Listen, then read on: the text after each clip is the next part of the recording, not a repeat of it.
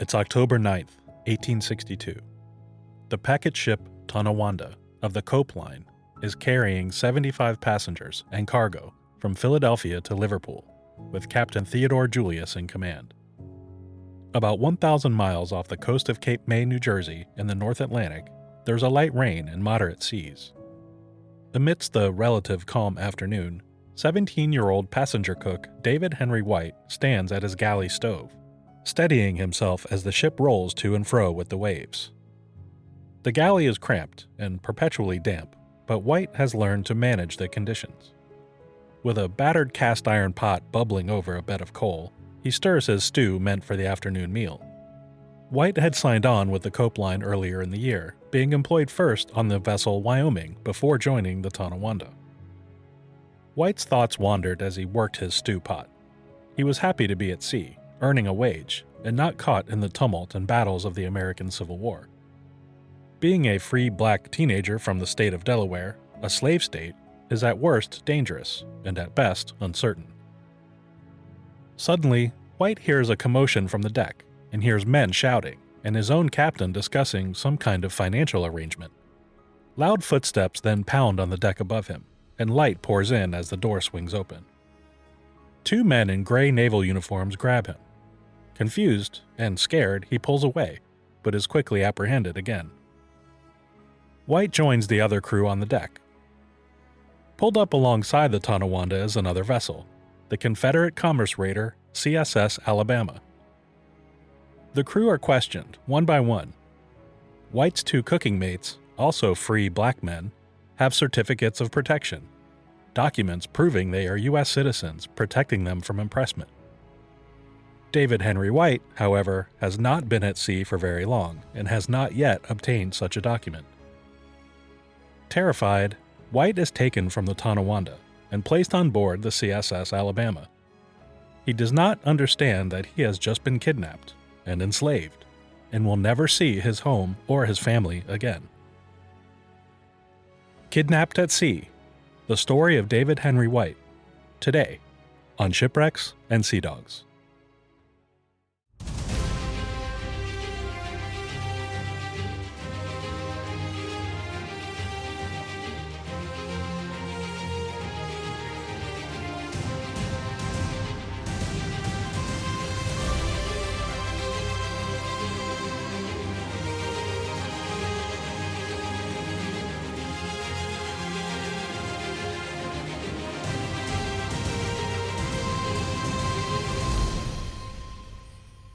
I am honored to have Dr. Andrew Sillen with me here today to help me tell a fascinating and perhaps a bit controversial story from the American Civil War.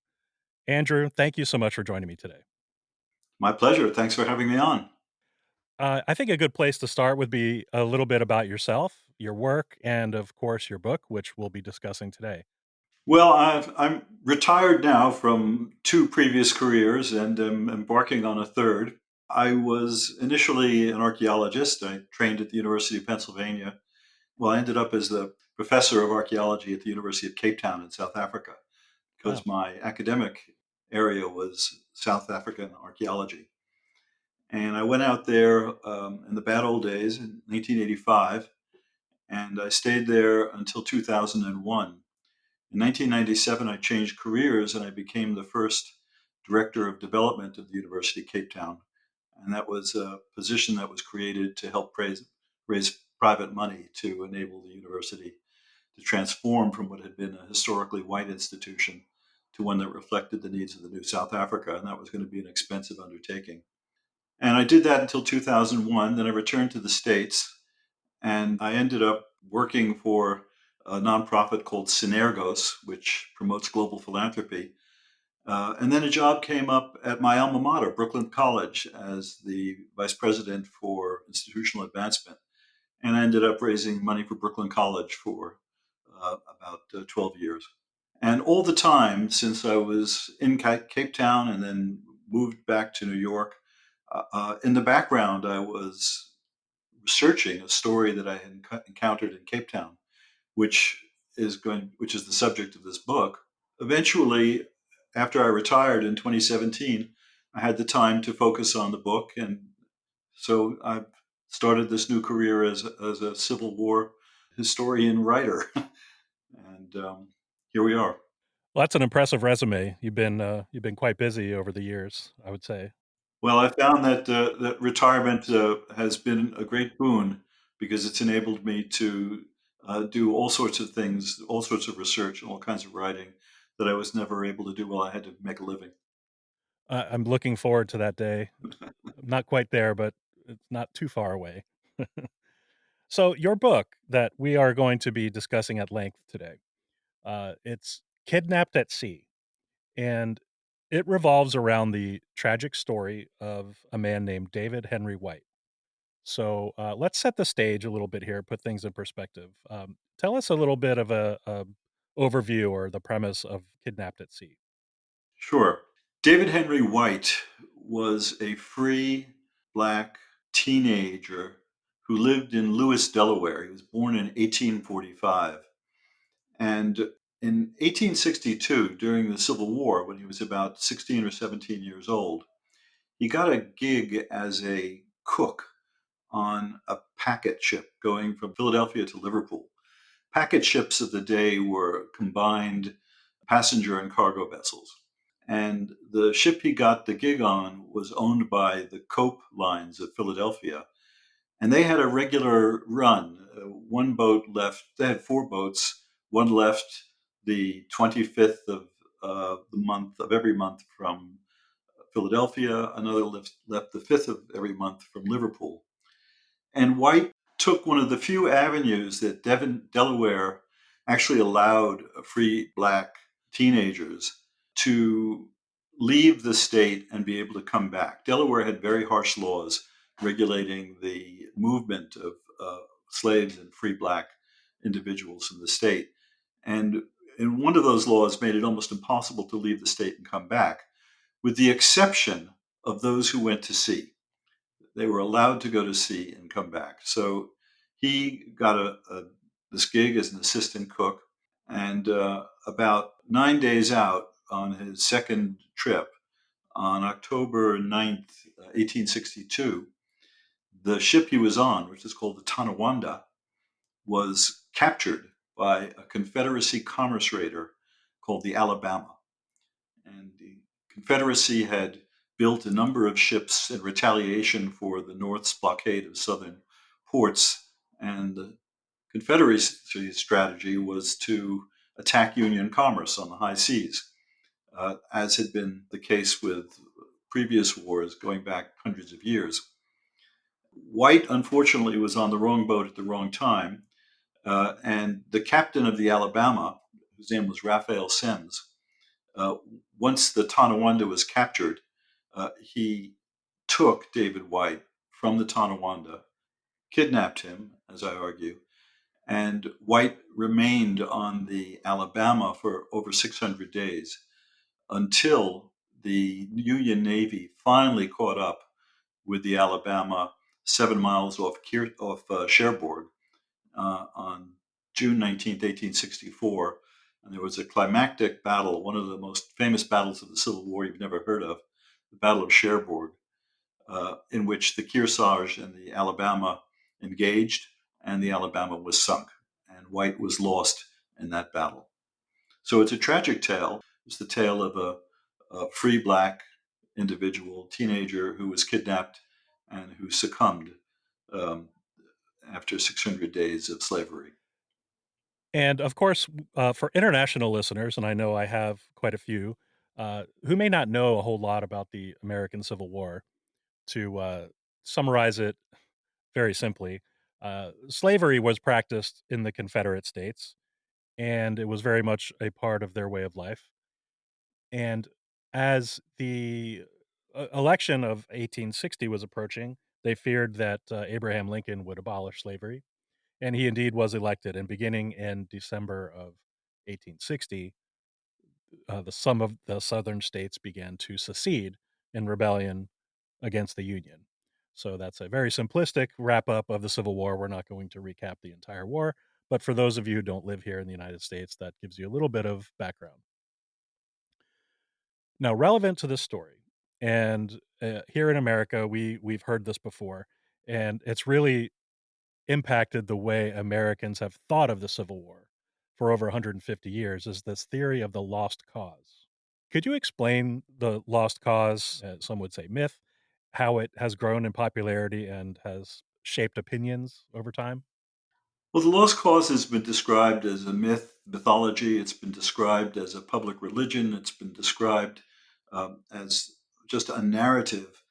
But in its essence, it's a series of tropes or stories, uh, much of which, if not most of which, are fictional, and incorporating a couple of different themes. One important theme was a revisionist history of why the war happened at all, and a century of historiography has made it very clear that the South seceded for the sole purpose of defending slavery. In the lost cause revisionism, the South seceded because of a constitutional disagreement with the North and because the North was trying to exercise economic control over the South. In fact, slavery was the core issue and always had been. Another trope of the lost cause is that the slaves were well treated and they more or less shared the interest with their masters, and there was an affectionate relationship between master and enslaved, such that everybody got along and everything was more or less peaceful. And slavery had some egregious marginal problems, but it was an economic necessity everybody bought into, and so on and so forth. In fact, slavery was completely egregious, and particularly in Maryland and Delaware, there are lots and lots of stories of how people were subjugated emotionally, physically, psychologically.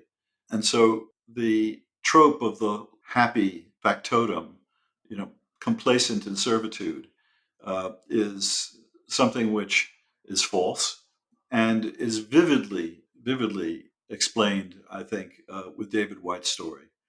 Because in the case of White, he is described as, in the affectionate trope of being protected by his captors and that he was a willing and happy servant. And what my research showed is that all of that was a series of lies. So White is a kind of vivid example, but an example of a much larger phenomenon.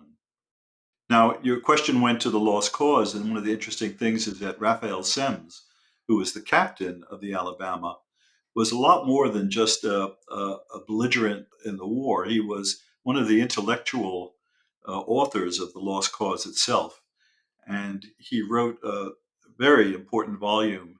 Came out in 1869, which is his memoir of the Civil War, which is a classic volume of lost cause literature. And it's in that volume that he describes White as the complacent servant, content in servitude. And his writing really is what has, propagated this story about David Henry White over all of these years, as you put it very eloquently, the, the happy slave, the content slave. And I think we all would agree at this point in time in history that that simply could not have been the case. Uh, Now, this figure of Raphael Semmes, is crucial to this story. How was it that he was able to kidnap David Henry White from the Tonawanda? We have the CSS Alabama raider interrupting shipping, Union shipping. What exactly happened to cause him to get kidnapped and taken aboard the CSS Alabama? Well, I think there are two issues. There's method and there's also timing. And the timing is very interesting because White embarked on the Tonawanda in September of 1862.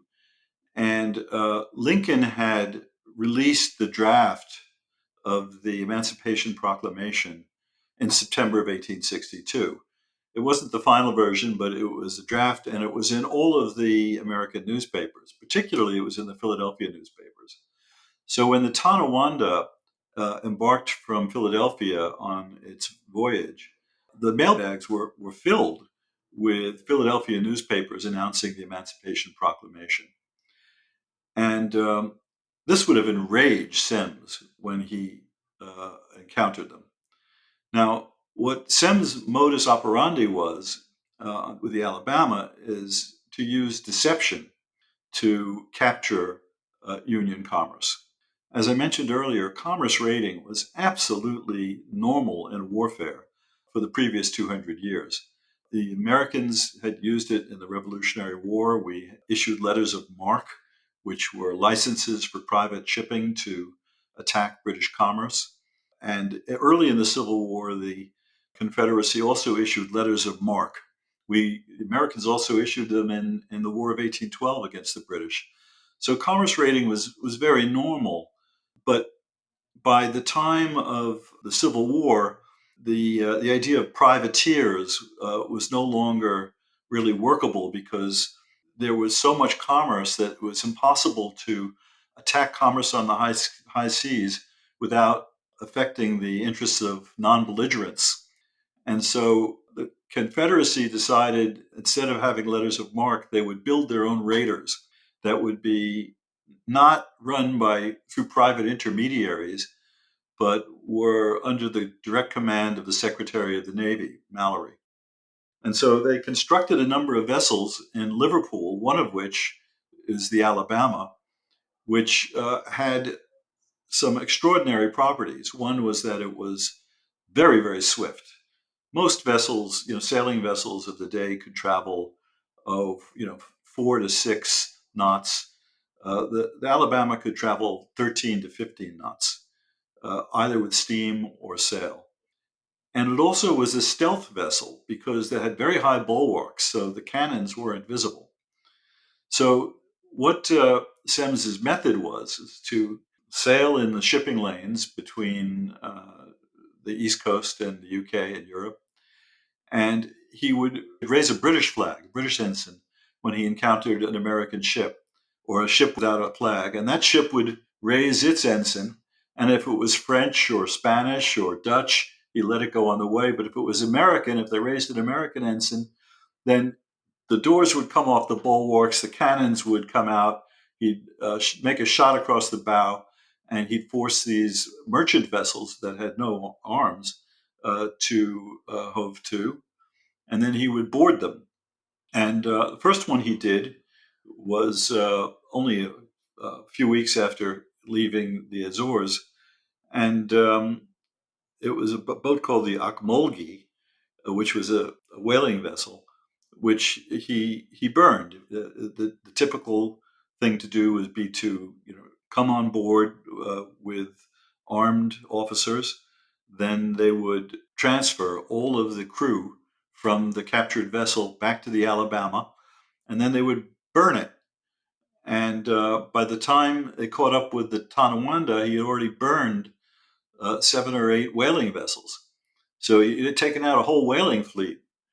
By the time he got to the Tonawanda, he had a different problem because it wasn't a whaling vessel; it had passengers, and so he had to figure out what to do with all of them. But apparently, what he did is they mustered all of the crew, and for one reason or another, and I speculate what those reasons were, he chose white, and he took him from the Tonawanda and conscripted him into the Confederate Navy.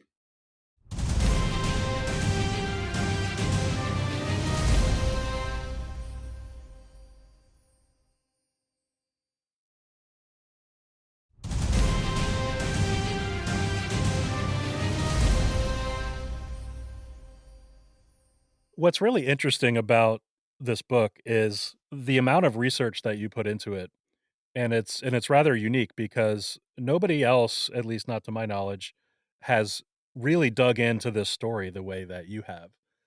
It's always just been taken as truth that what Semmes wrote was accurate.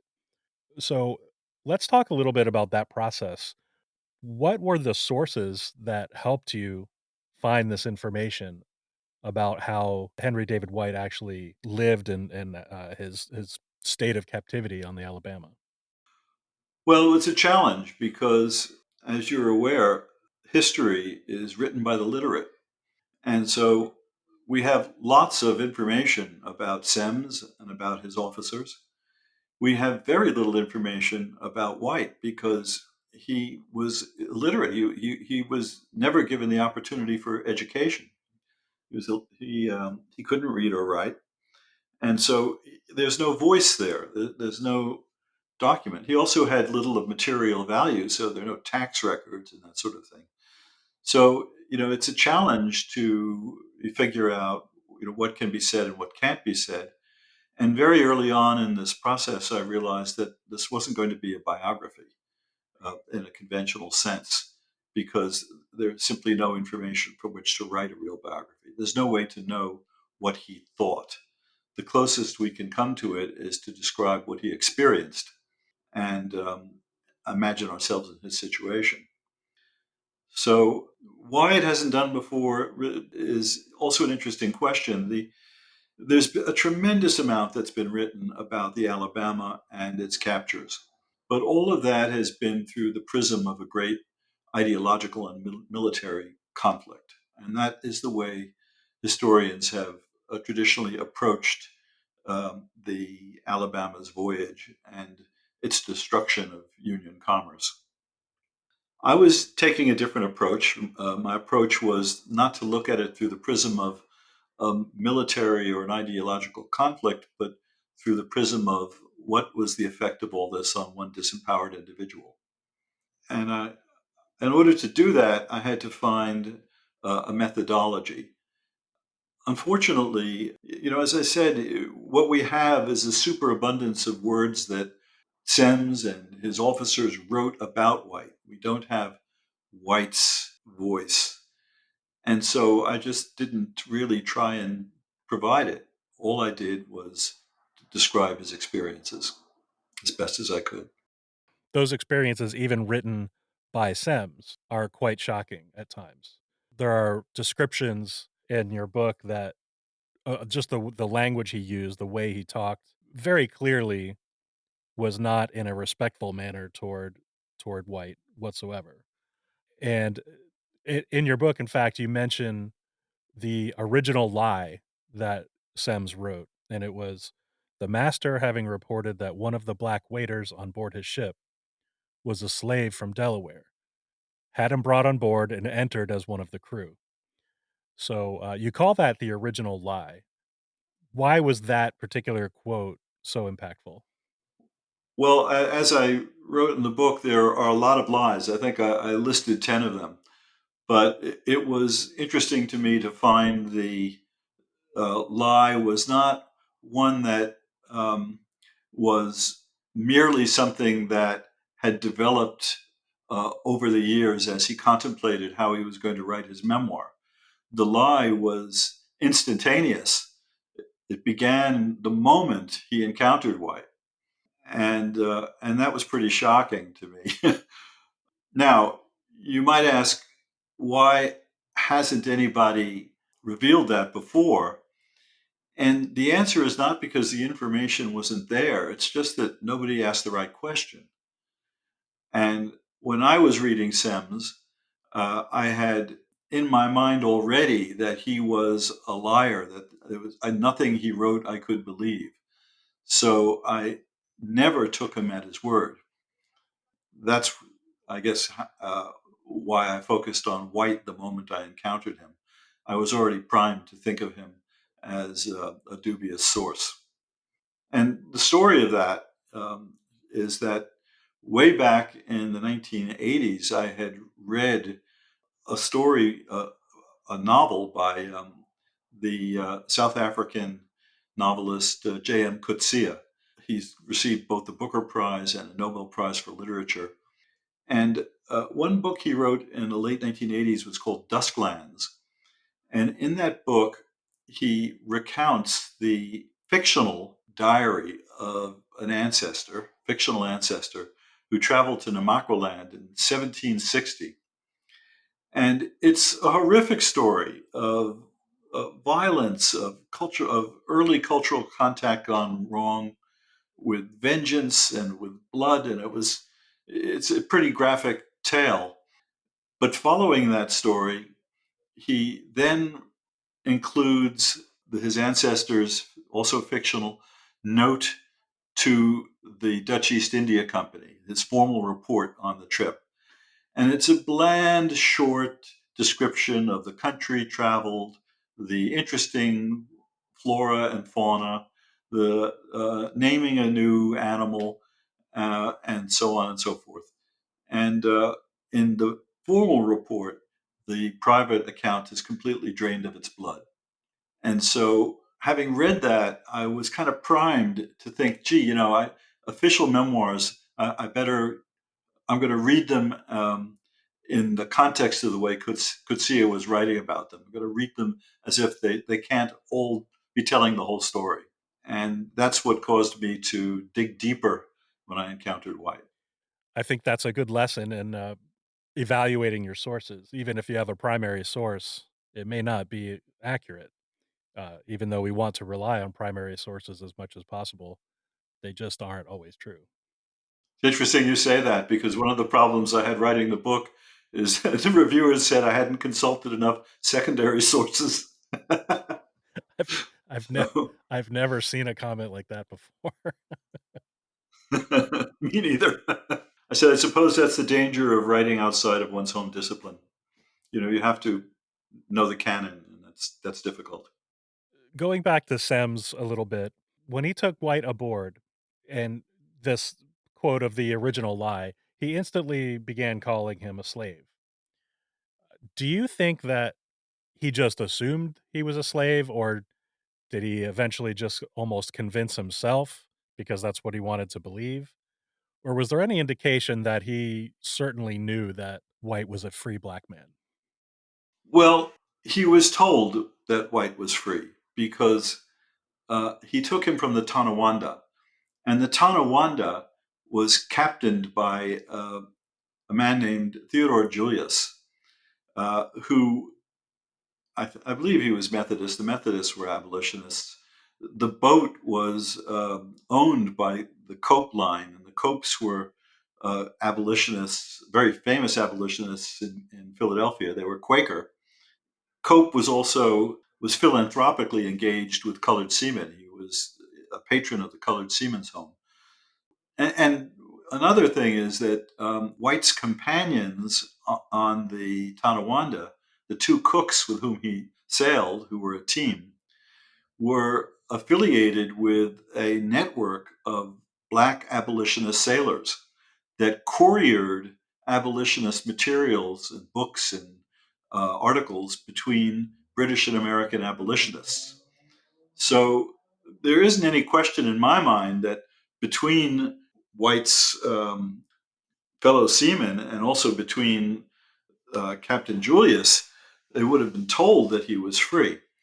But Semmes was a lawyer who could always concoct a use of power. And in this case, what he did is he appropriated Delaware law to craft a story which doesn't hold up legally. And his story was that in Delaware at the time, and it was true in Delaware at the time, it was technically illegal to be young and indigent. So that if you were indigent, that is, if your parents could no longer support you or you had no means of support, then you would be indentured. Now, indenturing was different from slavery because it wasn't heritable, and it had an age limit. And the indenture was for girls up to age 18 and boys up to age 21. So the way Semmes put it is that that White was a slave until 21 under the laws of Delaware. That was his legal argument for taking White because as a slave, he thought he could take him as contraband the way the Northern Army was beginning to free slaves who were called contraband in the North. So Semmes saw this as retaliation. But in fact, when you dig into Delaware law, it turns out that law didn't apply to White for a number of reasons. But the most important, well, first of all, he was traveling legally under Delaware law. He could travel on a vessel outside the state, number one. Number two, the law only applied to those who were indigent. And White was not indigent. White was gainfully employed. He had a job, and the job paid him a salary. And in the investigation, my investigation of the documents, I found that this was even his second voyage. On his first voyage, which had ended a few weeks before he started this voyage, he had saved enough money so he had $35 in his pocket. And on this voyage, he was earning a living, and we know that his salary was $15 a month. So because of that, he was not indigent and he was not in any way, shape, or form indentured. So the law didn't apply to him. A third thing that happened that is quite sad is that in April of 1863, when the Emancipation Proclamation was confirmed, Delaware reacted out of fear that the state would become overrun by emancipated slaves from the South. And so they changed the law and eliminated the exemption under which White was able to travel on a Coke vessel. No longer could free black men leave the state and get a job on a vessel that was not owned by a citizen of the state. And so, with that change in the law, White was no longer even a resident of Delaware. So, Delaware laws didn't apply to him at all. Earlier, you mentioned that the ultimate fate of the Alabama occurred at the Battle of Cherbourg. Now, being a commerce raider, it's going to chase all over, but I think it comes as a surprise to some, at least, that there are two American ships all the way across the Atlantic Ocean engaging in a naval battle. So, how was it that they both wound up so far from the American coast? Well, the Alabama had traversed the world. It was the voyage went from the Azores to the eastern seaboard, down the seaboard to the Caribbean, and Mozambique, and Jamaica, Brazil, then across the South Atlantic to Cape Town, then into the Indian Ocean to Singapore, the Comores, back to Cape Town. So the Alabama got to be known internationally as the ghost ship because nobody could find it. Nobody knew where he was going. Although Semmes had pretty good intelligence about where the American ships were because he read all the American newspapers.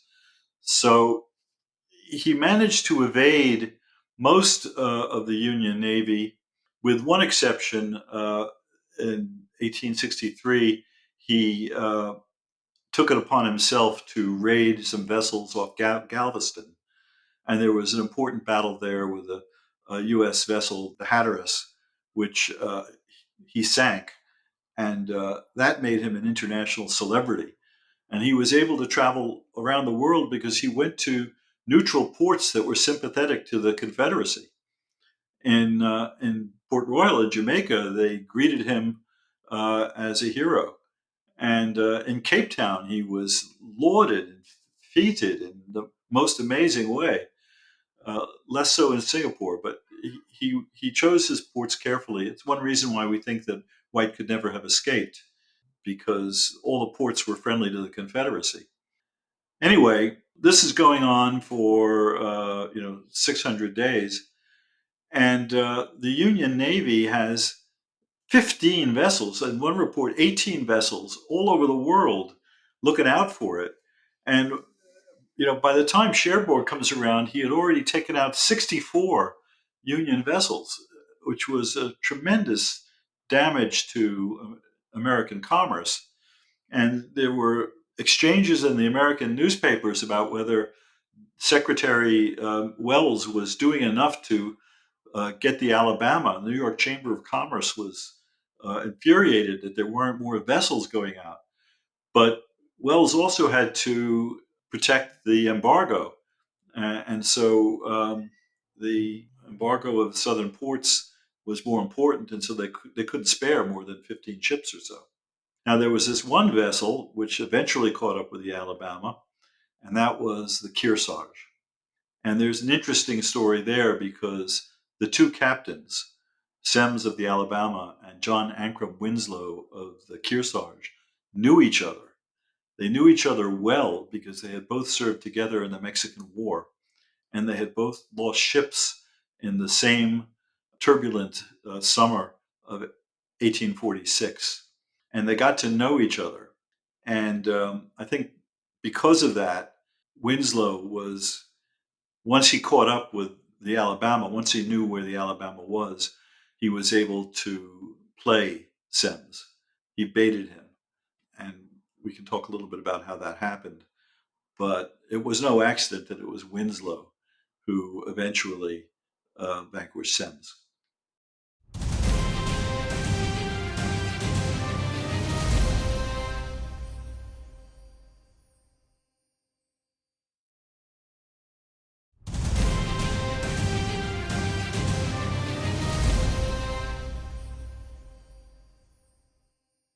Could you describe Captain Winslow and his overall personality and his effectiveness as a captain and respect and morality, if you will?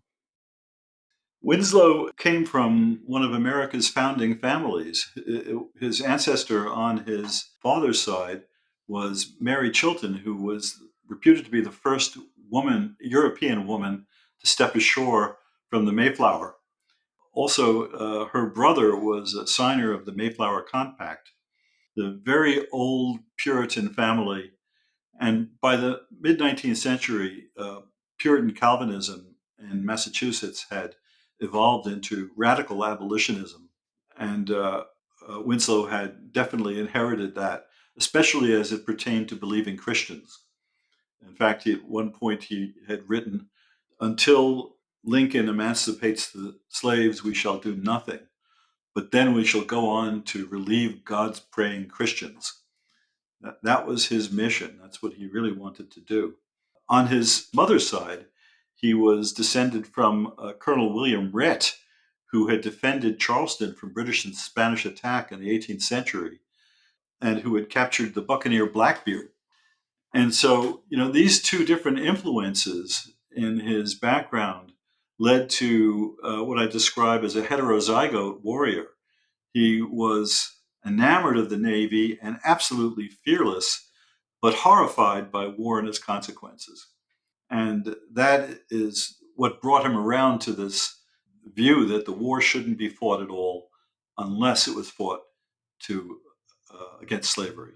When the Emancipation Proclamation happened in the end of 1862, he was very ill. He had contracted malaria in the Mississippi Squadron.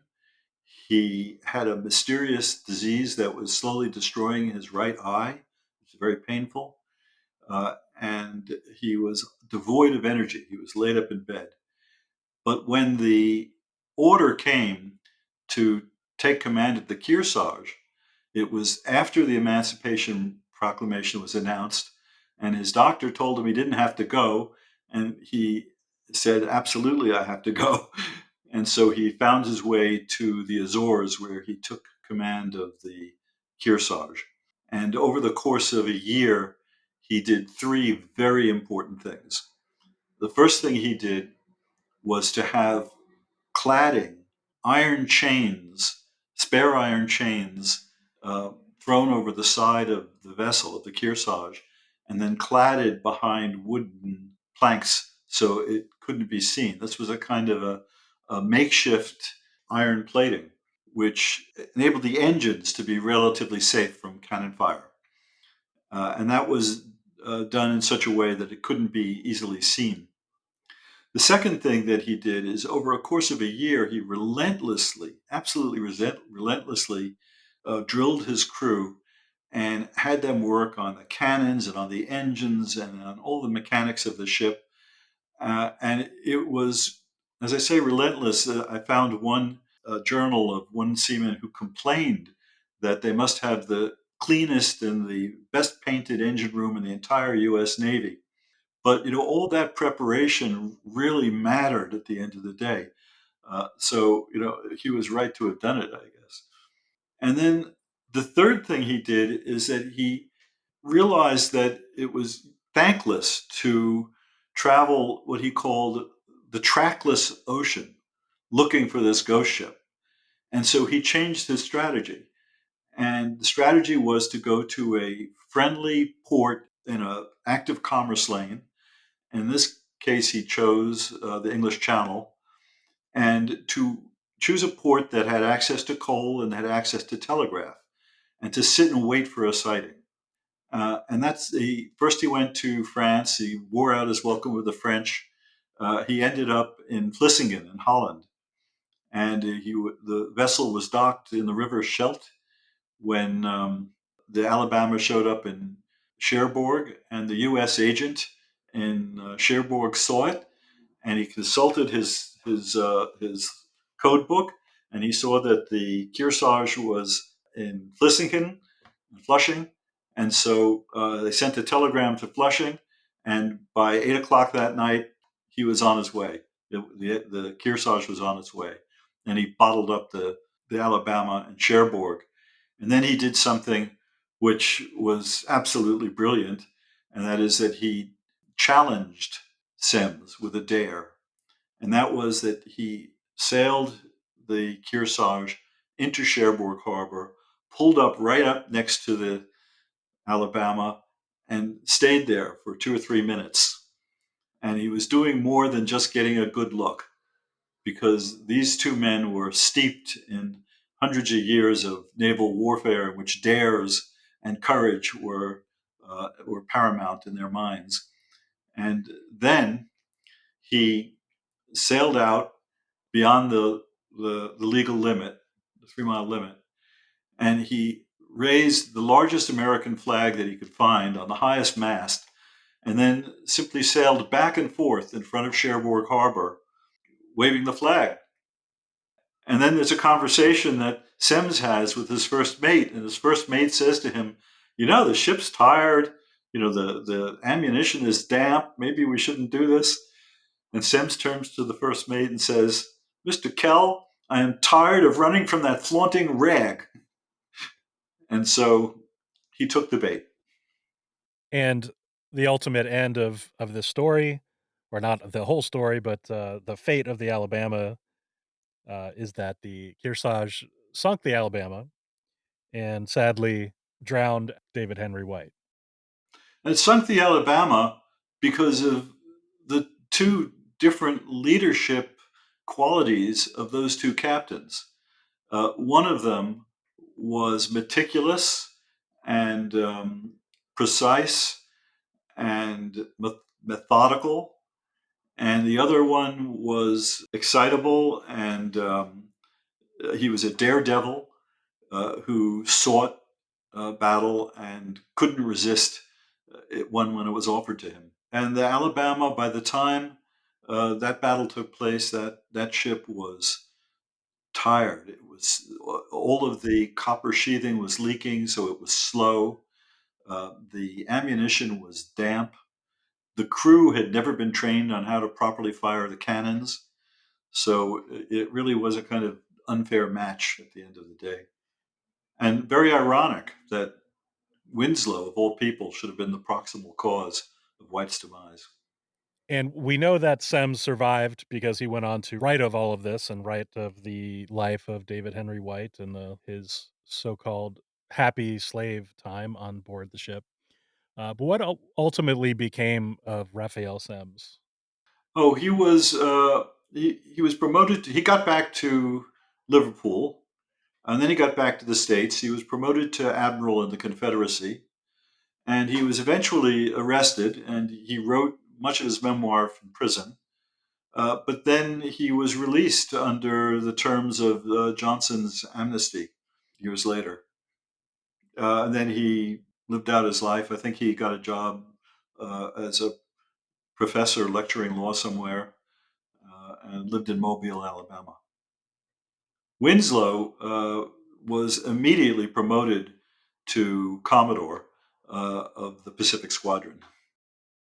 We talked earlier about the amount of research that you had to put into this and how difficult that may have been considering the source material. Was there anything that you came across at any point that was just really surprising to you, or what do you think you learned from this research that maybe you weren't expecting? There were a couple of things. I mean, the first thing obviously was discovering that, in addition to being a naval belligerent, Semmes was an intellectual proponent of the lost cause, and also turned out to be a kidnapper and a liar. So that's pretty big. But I also had some really interesting insights into both Semmes and Winslow, given their experiences in the Mexican War. And it was just so interesting to me that both of these men had lost ships in the same summer, perhaps even in the same storm in the Gulf of Mexico. And Semmes lost the boat for an interesting reason, which is very revealing of his personality. And Winslow lost his boat for another reason, which was very revealing of his personality. And for Semmes, it was that he really sought glory. And that was quite normal in the Navy of the time because glory was the Navy's substitute for wealth, and it was the way to get promoted. And also, of course, in the days before telecommunication, every captain on every boat had a lot more leeway into what they might do. There was no real chain of command that we think of today. Semmes had been warned that the weather was inclement, and in spite of that, he chased a sail. He left his place of safety behind an island off Mexico, off Veracruz. He left his place of safety and chased a sail, even though he was warned that the weather was bad. And then the gale came up, and the vessel, which was called the Somers, was blown on its side, and 37 men were lost. And in the court of inquiry into the vessel, uh, it turns out that the reason why the vessel foundered was because it had very little ballast. So he had taken a vessel that was top heavy out into a storm. And that was a questionable move, to say the least. Winslow, on the other hand, wrote about in the war. He wrote about meeting men who were obsessed with glory, and he writes about how the vanity of glory has no charm for me when he thinks about all the bleeding hearts and all the misery that strews its tracks. He was exquisitely sensitive to the sufferings of the Mexicans themselves. And in his case, he lost his vessel probably in the same storm because he had been given a boat, a prize vessel called the Morris, but he wasn't given any instruments or any means of navigation or any charts. He was just given a lead line and told to follow the John Adams's light, and use that as a guide. But the Adams's light, uh, it was a false guide because the Adams got blown off its course in the storm and the lead line broke. So as Winslow followed the Adams, he ran up onto a reef. And he learned from that the importance of preparation. And he never went to sea again without massive preparation. Then these two guys, and this is like the most amazing coincidence, these two guys share a stateroom where they dry out together on the Raritan, which was the flagship. And they teased each other over cigars. And Winslow says to Semmes, they're going to take you out to learn, how to take care of ships and blockade. And Semmes says to Winslow, they're going to take you out to learn the bearing of ships, the bearing of reefs. And so, they really knew each other. That was a big surprise to me. And as a result, Winslow was able to play him. We've discussed quite a bit about David Henry White and his story, but your book, Kidnapped at Sea, has much more information and many more details of the evidence that you uncovered during your research, and I really enjoyed reading it. Where can listeners purchase it? You can purchase the book on John Hopkins University website or Amazon or Porchlight Books. You can even go to my website, kidnappedatsea.com, And there are a number of avenues for purchase through that. And you can read a sample of the book there too. Well, Andrew Sillen, it's been an absolute pleasure to talk to you. You are a wealth of knowledge about the Civil War era and David Henry White's life. And I'm so happy that you could join me today. Thank you so much. My pleasure. Thank you. That's going to do it for Kidnapped at Sea, the story of David Henry White. Thank you so much for listening. Shipwrecks and Sea Dogs is written, edited, and produced by me, Rich Napolitano. If you would like to support the show, you can do so by making a donation at buymeacoffee.com/shipwreckspod, or by subscribing to Into History. Get ad-free access to some of the best history podcasts available, including this one, plus bonus content, early access, a private Discord forum, and more. Subscribe at intohistory.com/shipwreckspod. You can follow the show on social media at shipwreckspod and at shipwrecksandseadogs.com, where you can find merchandise and the entire catalog of episodes. Original theme music is by Sean Siegfried, and you can find him at seansiegfried.com. Please join me again in 2 weeks, but until then, don't forget to wear your life jackets.